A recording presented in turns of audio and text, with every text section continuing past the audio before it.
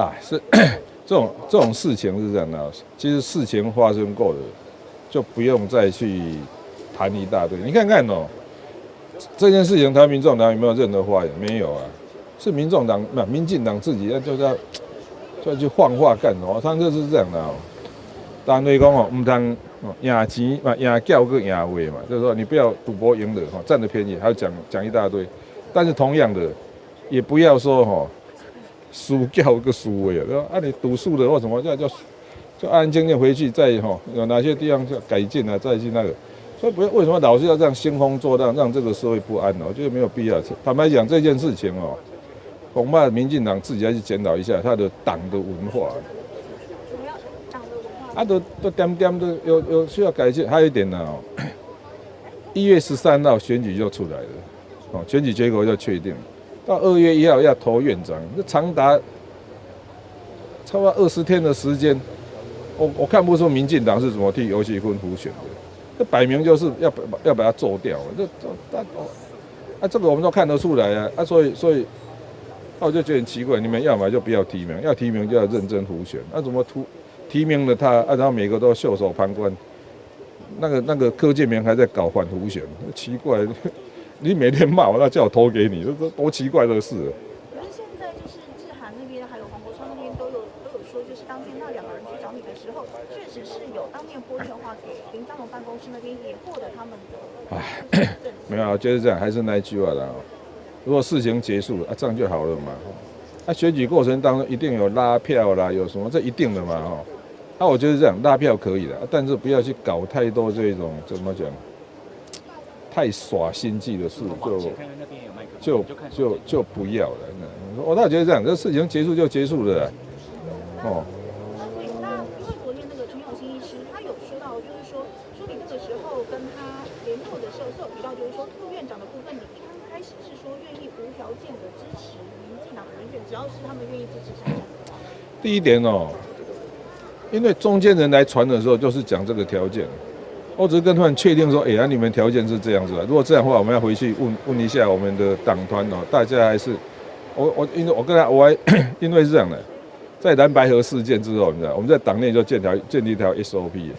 就是说，既然我们尊重集体决策，既然我们认为众人智慧超越个人智慧，所以即使是党主席在外面跟人家答应任何事情，不可以打句点，最多只能打逗点，一定要拿回来大家在讨论过投票确认的。有会议记录，我们才答应人家。所以他当时说，当时是因为来传的话的人就是这个条件。我问他说：“你们是这个条件吗？”我是没意见的。我回去问问看，就故事就这样而已。因为吴峥的意思是说，就是你一直有提到山枪配，那会觉得说是他那边误解，然后他也说你们对这个主动打电话的这个定义也不太一样。没有啦，其实吴峥这件事情是这样的。我后来我也理解一件事情，他虽然是民进党的发言人但是民进党也不是把整个事情的来龙去脉从头到尾都跟他讲，他只讲一部分。他只跟他讲说，柯文哲有打电话给陈永信，对他来讲，他只介绍他这个讯息，他前面不知道，后面不知道，所以我倒觉得是这样的这种事情，后来我也理解的，我也认为不是吴峥故意要造假干什么，因为他得到的讯息就只有那一部分，所以他只能照他那一部分来讲，所以我是可以理解的，所以。我也不是说他很可怜的，他只是说，他作为发言人，他也不知道所有资讯嘛，就那一段，人家叫他讲，那他只能讲这样所以我是可以理解他的话，只是问题是你这样发言，还是造成我们这边的伤害吧，对不对？所以抱歉的，我们恐怕还是要考虑告你，要不然怎么办？他说认知落差。对啊，就是认知落差，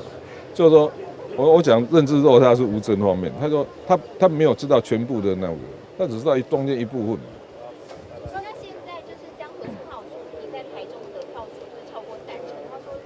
希望你会来选台中市长，在2026。这个我跟你讲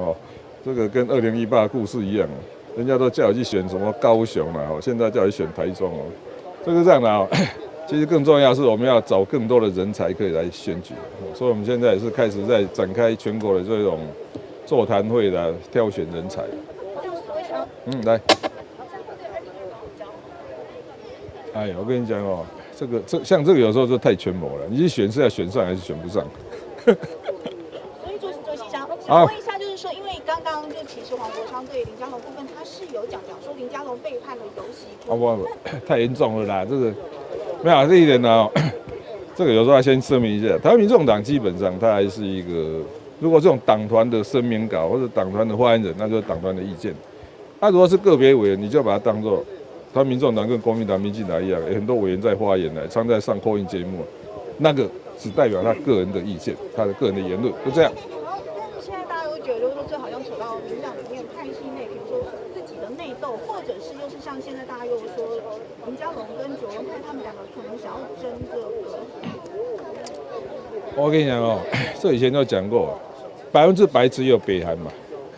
所以任何一个团体里面有派系的，有什么这个都正常嘛，有竞争这本来就很正常。只是说我们何必去介入人家派系的斗争，不需要嘛。只要派系的竞争是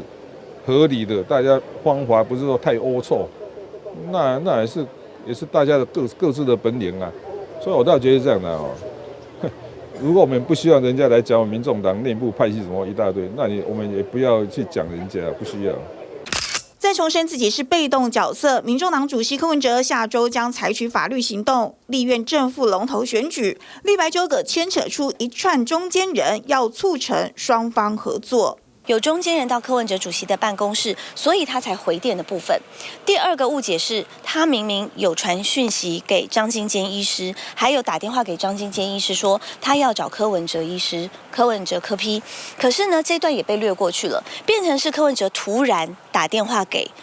陈医师。其中关键人就是绿营一届大佬陈永新，从声明可见能直达副总统赖清德。另外，台塑科董事长廖子岑、长阳董座林玉哲就是柯文哲办公室的说客，称能代表总统府秘书长林佳龙，但被林佳龙办公室说是子虚乌有。还有一个就是前民进党主席卓荣泰跟立委黄珊珊会面，但谈的是游锡堃当立法院长。这两位说是衔命而来的，是不是真的有这件事？那对方也就是这个